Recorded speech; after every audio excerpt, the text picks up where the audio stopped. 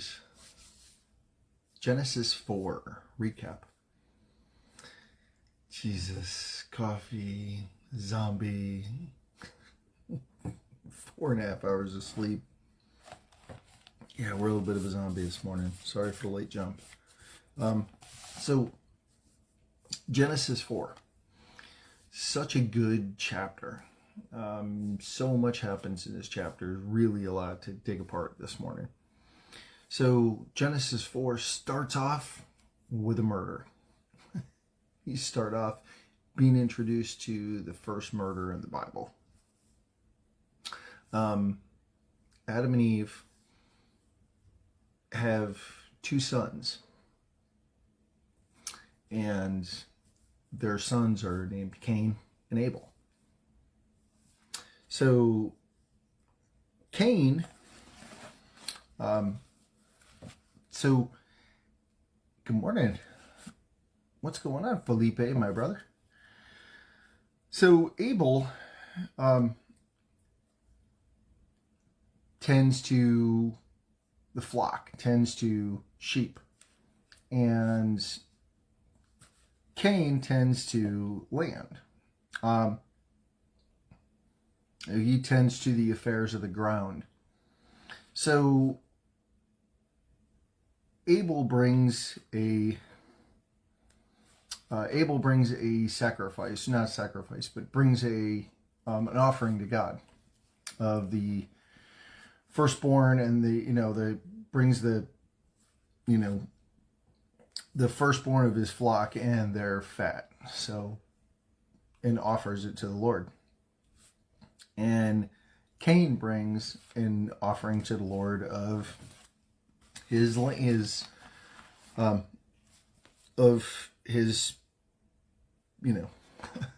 the field. Yeah, don't mind me this morning. We are a little bit of a zombie.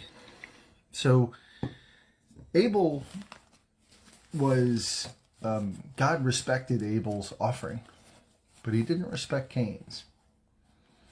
So it says in verse 4,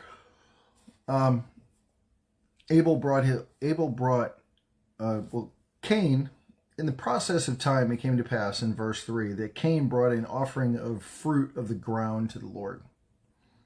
Abel also brought of the firstborn of his flock and their fat. And the Lord respected Abel in his offering, but he did not respect Cain in his offering. And Cain was very angry, and his countenance fell. So God sees that because he didn't respect Cain's offering, Cain got angry. And matter of fact, God tried going to him and talking to him about it. And, so God goes to Cain and says, why are you angry? Why is your countenance fell?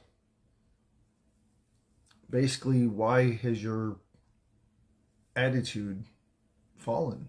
Like, why have you, why do you look downtrodden? If you do well, will you not be accepted? And if you do not do well, sin lies at the door, and its desire is for you, but you should rule over it. Right there, God's telling us, giving us lessons about sin, right? Sin lies at your door, but you should rule over it. Tells us that we can command, and sin is a decision for us. It's that Y chart we've talked about many times, right? You can go the way that the world goes, which is sin, or you can go the way that Christ goes, obviously long before the times of Christ. And you can decide to go that path, right? So Cain talked to his brother, and it came to pass that when they were in the field, Cain rose up against him and killed him.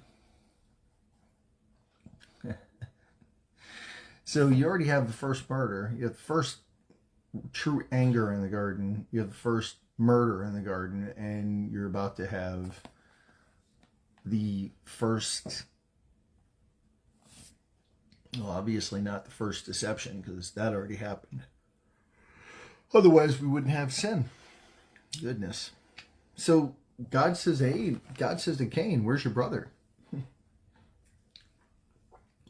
And I love Cain's response here. He says, I don't know. Am I my brother's keeper? It's sassing God. I don't know. Am I my brother's keeper? Ugliness. Yeah. Thank you for many prayers, Felipe. Yesterday was a very long day. We didn't get in till, I didn't finally crawl into my bed till about 3:30 this morning. So I'm on about 4.5 hours sleep.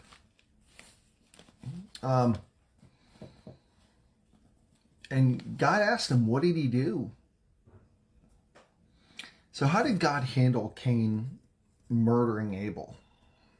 Well, he tells him, the voice of your brother's blood cries out to me from the ground.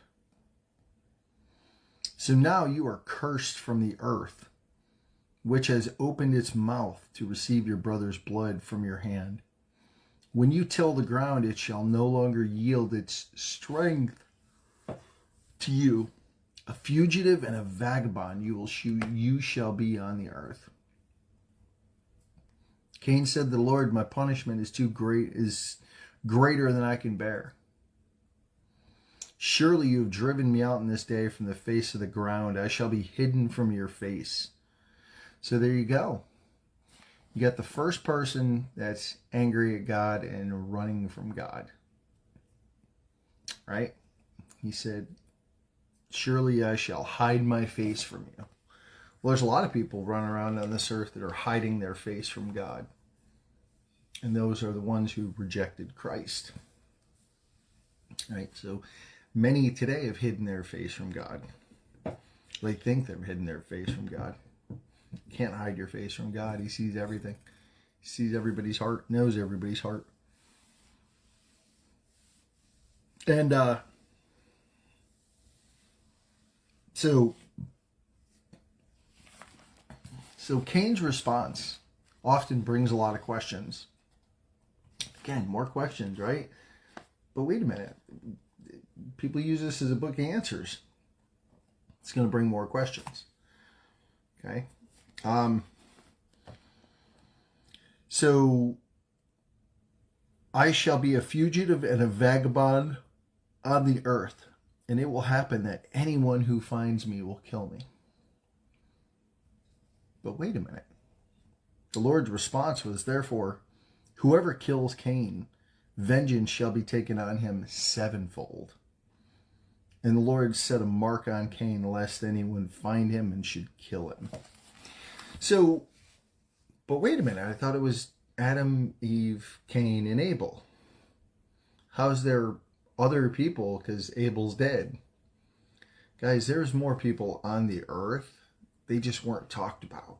The Bible isn't an all-inclusive genealogy of everything.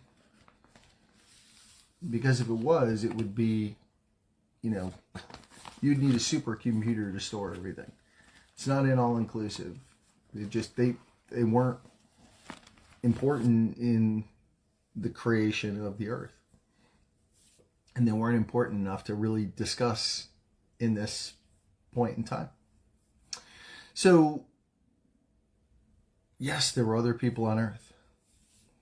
And so God set a mark on Cain, and if anybody killed him, their vengeance would be sevenfold.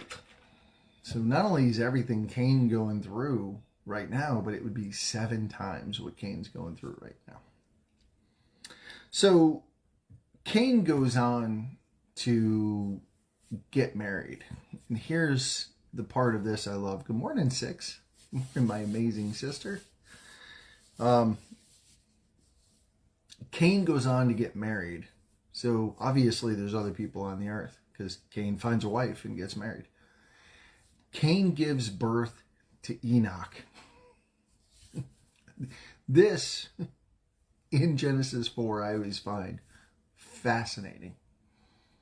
Because the first murderer goes on to give birth to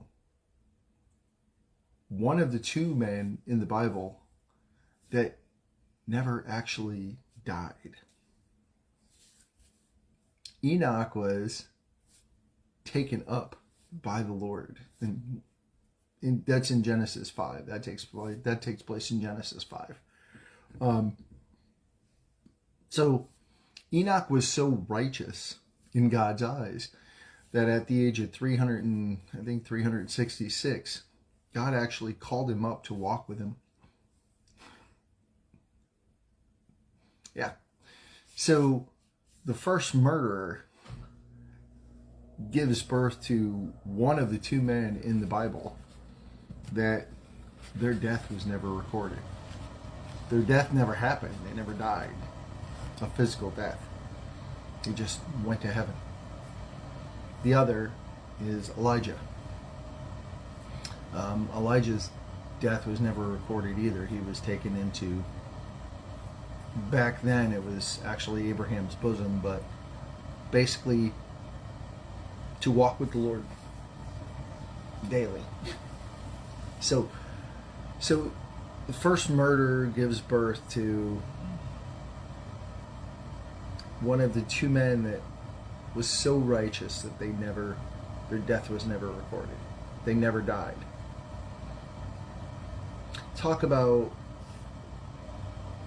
taking something that is evil and turning it for good. Huh? So long before Romans 8:28 ever existed, it was already in motion. Long before Genesis 50:20 happened, it was already happening.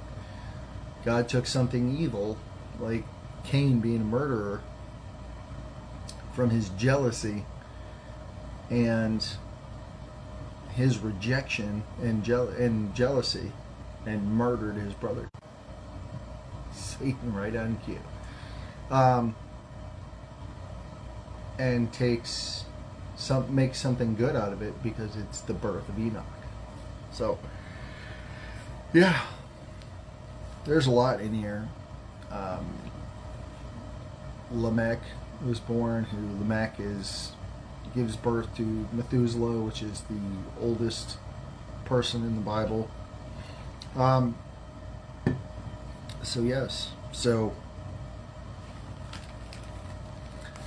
Yeah, a lot in Genesis 4.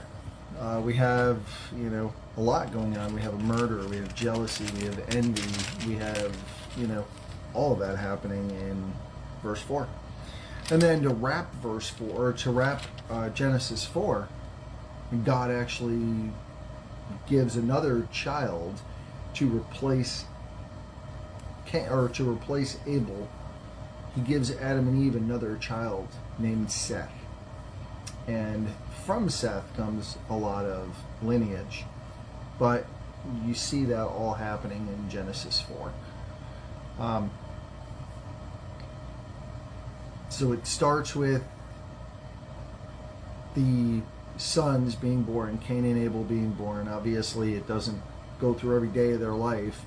Fast forwards to when they're men and they are tending to the ground and tending to the flock, because obviously they have jobs to do. And they bring their offering. God doesn't respect the offering of the ground. And Cain gets upset, kills Abel, and out of jealousy and envy kills Abel. And he is a marked man. Truly the first marked man. So that nobody can kill him. Otherwise, they would deal with being marked. They would deal with,